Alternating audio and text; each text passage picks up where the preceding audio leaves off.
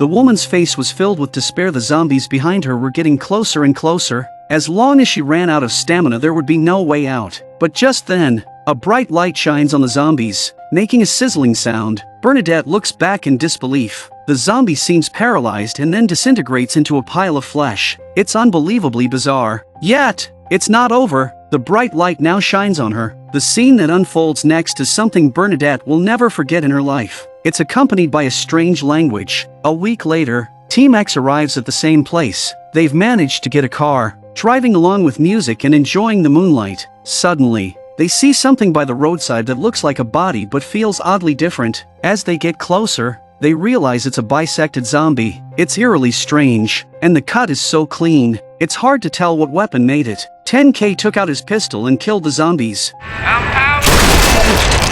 They're puzzled but don't dwell on it too much. Continuing their journey, no one noticed that something in the sky was locking onto them. Weird things start happening. The radio abruptly stops, emitting strange sounds, followed by the car stalling. Roberta tries to start the car but fails, and the radio emits sparse sounds. It's a really weird situation. 10K suggests it might be aliens trying to communicate with them, but Murphy thinks it's nonsensical, saying even if zombies were extinct, aliens wouldn't exist. But just as he speaks, Roberta sees a bright light in the rearview mirror. Anybody have eyes on where that light's coming from? The light, starting from afar, suddenly accelerates, zooming over their heads towards the distance. Whenever the light passes a zombie, it stops and emits a strong beam. Team X watches in stunned silence. Could this be a dream, or are there really UFOs and aliens? Meanwhile, the malfunctioning music player starts working again, and the car can be started. What they had seen and heard tonight was unbelievable. Maybe it really is aliens. As dawn breaks, they travel a few more tens of kilometers, passing a sign welcoming them to Roswell. Those interested in history and strange events might be familiar with Roswell. In 1947, a farmer found UFO wreckage and alien bodies nearby during a stormy night. The next day, the U.S. military established an Air Force base there. Many eyewitnesses changed their stories, claiming it was just a hot air balloon wreck, but the public remained speculative. Roswell quickly became synonymous with alien events. The government seized the opportunity to establish an alien exhibition museum, boosting local tourism. Returning to our story, an hour later, Team X arrives in Roswell, a town brimming with alien-themed tourist attractions. Before the apocalypse, this place must have been thriving. They arrive at the visitor center and start here to see if they can find any supplies. The occasional zombie was easily killed by 10K's slingshot. The building is boarded up, suggesting someone might still be living inside. Unable to see inside, Roberta opens the door and walks in. It's quiet and seems to be inhabited. Suddenly, a man appears. He's not scared of the group but asks if they're here for the aliens. Roberta is confused. Could people still be touring even after the apocalypse? But Roy continues, insisting they must have come because of the miraculous sights they've seen. We're all chosen ones, he says. The aliens will save us and take us to a new world. Doc hurriedly explains they're here for fuel and food, but Roy ignores this and leads them out another door, saying there are others waiting for the aliens' arrival. How do you plan on doing that, exactly? The visitors are coming to save us from the apocalypse. We have been chosen, and they're almost ready. Just 6 more days. Bernadette is in close contact with them. Bernadette. Yes, we've all seen them, but she's the only one they communicate with. And Roy, the aliens that you communicate with, do they by any chance use a radio? Radio is far too primitive for them. They don't need our technology. They communicate with her telepathically.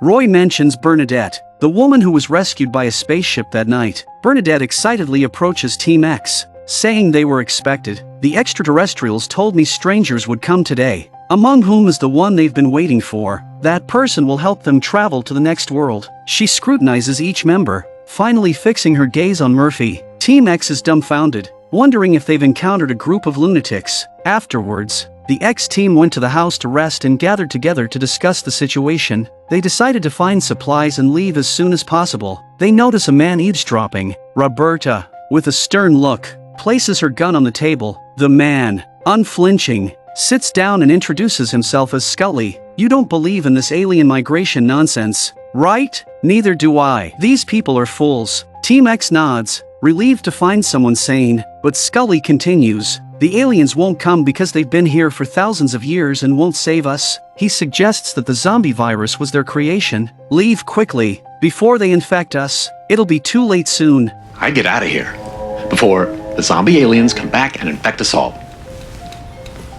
Do it now before it's too late. Doc. And whatever you do. Just then, 10K returns from scouting, having found an Air Force base nearby, which might have the needed fuel. Now the problem is getting there. If only they had a guide. I can show you. Oh my God, how long have you been there? A while. Bernadette offers to lead Team X to the base, claiming she often communicates with aliens there. Roberta agrees, putting aside any concerns about extraterrestrials in favor of finding supplies. They set off in their car, but on the way there they saw a strange zombie with a neatly cut triangle. Bernadette proudly claims it's the work of aliens, protecting her. Everyone stays silent, thinking she's lost her mind. 15 minutes later, they reach their destination, an apparently long-abandoned military base. Bernadette recklessly barges into the building, not caring about the presence of zombies, confident in her belief that aliens will protect her. Roberta, skeptical, instructs them to split up and focus on finding fuel and a radio. Roberta, Addie, and Bernadette form one team and soon enter a communication room. Just as they arrive, Roberta hears the growling of zombies. Bernadette remains calm, convinced of her alien protection.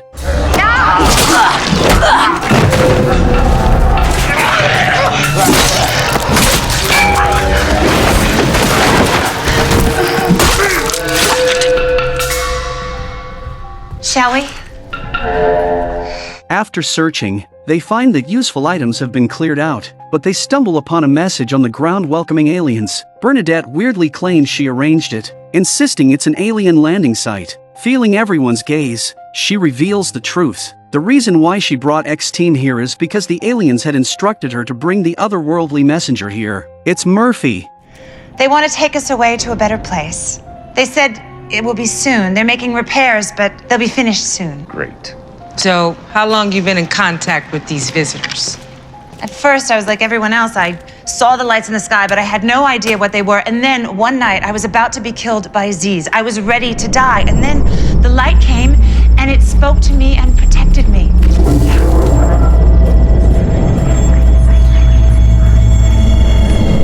They led me here.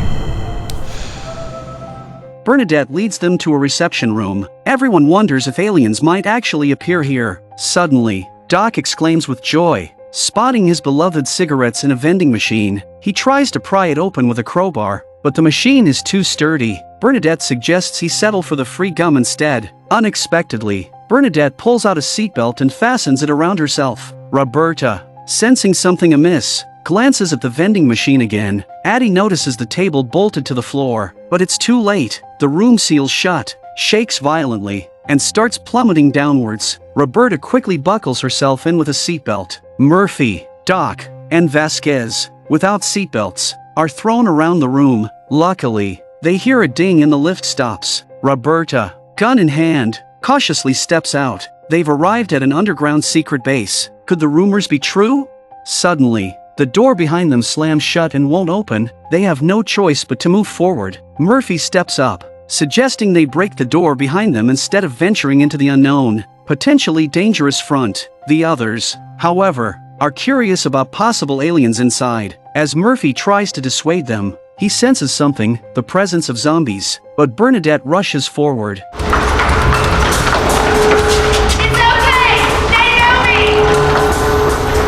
Team X has no choice but to follow, finally catching up with Bernadette around a corner. Aren't they beautiful? There, on the ground, crouches an unknown creature with a curled body, long tail, and conical head. It looks just like E.T. from the movies. The creature slowly stands up, reaching a height of about 1.8 meters, but something seems off. Roberta readies her gun, but Bernadette stops her, insisting the extraterrestrial visitor won't harm humans. Murphy, however, thinks differently. As expected, the alien charges at them, forcing Team X to fire in self-defense. The bullets hit the alien, producing a metallic clanking sound. 10K takes out his sniper rifle and aims for the alien's eyes. He succeeds. The creature falls to the ground, lifeless. They're about to go up and see if it's an alien or not, but as they get closer, they hear a ticking sound and it's getting faster and faster. When the smoke clears, all that's left is a pile of flesh. It seems the armor was rigged with a self-destruct mechanism that activated upon the host's death. Suddenly, noises emanate from deeper within the corridor. Addie goes to investigate, while the others examine the remains. The creature appears human-like, likely having turned into a zombie before the apocalypse. Suddenly, Addie rushes back, urging them to see something incredible. They follow Addie to another room, where they find a blue interactive holographic screen. Something straight out of a sci-fi movie. It might actually be an alien secret base. Roberta instructs Addie to try to figure it out, hoping to use it to contact Citizen Z at the North Pole Station. It's been a while since they've contacted Citizen Z. Whether this action will alert the aliens is unknown. Roberta orders Doc and Murphy to stay behind while the others explore the base. Addie tries to navigate the technology by instinct, tapping on whatever she sees. You can see the whole base from here. That's how they knew we were coming. Meanwhile, Roberta's group continues along the corridor, not encountering any more aliens. As they walked, they found a room with a door on the floor and bloodstains, obviously caused by something trying to escape. Vasquez hesitates to enter, considering the potential danger. Roberta then realizes Bernadette has disappeared again, wondering when she slipped away. Team X enters the room. Inside, they find several bodies and suits. This is what happens when we don't trust them. Aliens did this? We left them no choice. 10K seems to be attracted to something. He crouches down and picks up the gun in the corpse's hand. It's similar to the laser gun in sci-fi films. However, pulling the trigger produces no effect, leading him to guess it's either out of bullets or the battery is drained. A bit of a disappointment. Roberta turns her attention to what seems like a hibernation pod with a large hole in it. Could something have escaped from here? The unknown is terrifying, especially if it's more ferocious than the previous alien. Roberta doesn't want to be here any longer and calls out to Vasquez 10K to get out. Meanwhile, Addie discovers something remarkable. Firstly, she's seen rare footage of the Roswell incident in 1947, and it looks like there are alien bodies. Shockingly, there's also a photo of Bernadette, taken as if she's being spied on. There's even surveillance video of Team X entering the town. When were they filmed? What are these aliens' intentions? Next, Murphy's personal information pops up, including years-old videos. They realize the alien incident might be more complex than it seems. The last file they open is a starry sky pattern labeled Zona. Could this be the aliens' home?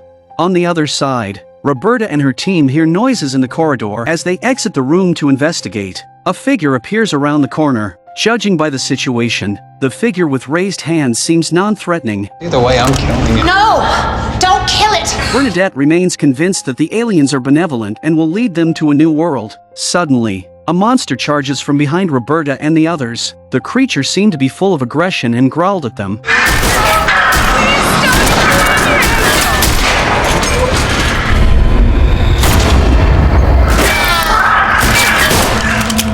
It was only 10K's accurate shooting that killed the creature by hitting it in the eye. In the chaos, the surviving monster grabbed Bernadette. Vasquez hears a beeping sound and warns everyone to duck. The creature's self-destruct mechanism is activated. After the dust settles, Bernadette is nowhere to be seen. Likely abducted by the creature, they follow the trail to a room with several bodies. 10K picks up another gun to see if it works. It's a really cool gun with a lot of power. Suddenly, they hear Bernadette's voice coming from deep within the house. They follow the sound to its source. After opening a door, they find a staircase. The sound is coming from above.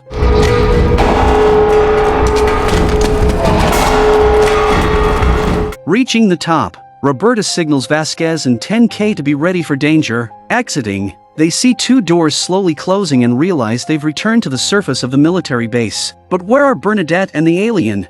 Then, a light appears in the darkness, with Bernadette standing underneath. Roberta is stunned. It's just like in sci-fi movies, where a flying saucer emits a light beam that sucks in people. At that moment, Roberta fully believes in the existence of aliens. Addie, Murphy, and Doc hear the commotion and follow up the stairs, just in time to witness the shocking scene. Suddenly, the spaceship flies off into the distance, attracted by Murphy's emergence. Murphy is their primary target. Murphy, you all right? Roberta tries to rush and pull Murphy back, but the spaceship opens fire on them. 10K's shot misses, and his weapon is knocked away. Regular bullets seem ineffective against the spacecraft. Roberta picks up the weapon and, imitating a move from a movie, accidentally triggers a different mode. Instead of a gun, it's more like a laser cannon now. This laser cannon hits the ship directly and the shrouded light fades away. This way. The ship seems to have suffered serious damage and crashed in the distance.